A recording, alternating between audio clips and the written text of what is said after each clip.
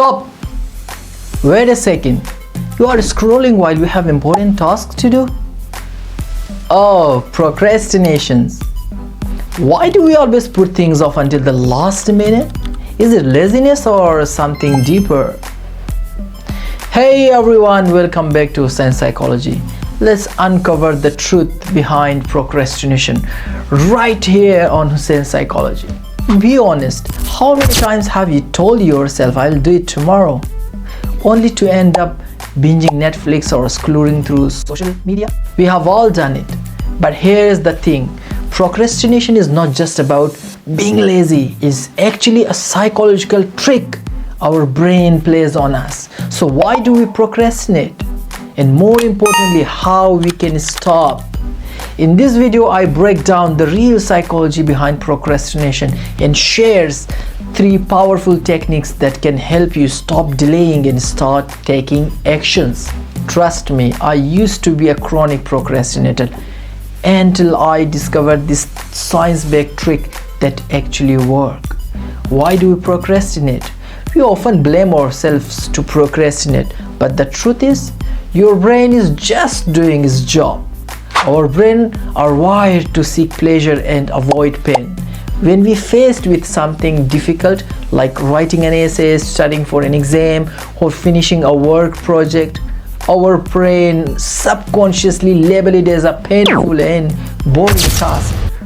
Instead of dealing with that discomfort, our brain finds an easy way out, something instantly rewarding like scrolling through TikTok, watching TV, and meeting friends. This is all called instant gratification, and it is why procrastination feels so tempting in the moment, but after that, you know that better. Let me share my personal story. I'll never forget this one time in college. I had a major project. I used to start at 5 p.m. in the evening, but I said, let's meet my friend and let's have a chat for 20 minutes and I will be back and start with full concentration. I returned back at 2 a.m. around, like it's the middle of the night, and I had not written a single word. That might be familiar for you. The worst part, I feel guilty and stressed, but I still keep procrastinating. And that's what makes procrastination so dangerous. It creates a cycle of stress, avoidance, and last minute panic. But don't worry, there is a way to break the cycle. Let's talk about it. There is a simple science-backed techniques to beat procrastination. The first one is 2-minute rule. Just get started. Have you ever noticed that starting is the hardest part? The moment you actually begin a task, it's much easier to keep going on rather than just sitting and thinking when I should start. That is because our brain assists and resists starting, but once we do, it builds momentum. How 2-minute rule works? If a task takes less than 2 minutes, just do it immediately. If it's a big task, just commit to 2 minutes of it and start it. Let's say you need to write an essay. Instead of telling yourself I have to write 1000 words, tell yourself I will write for just 2 minutes. Chances are, once you start, you will keep going on. The second technique is break it down. Make it less overwhelming.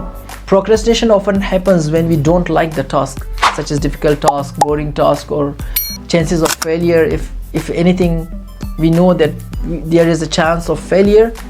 Basically, we don't feel good. So it becomes intimidating. So our brain sees it as too much work or overload, so we avoid it.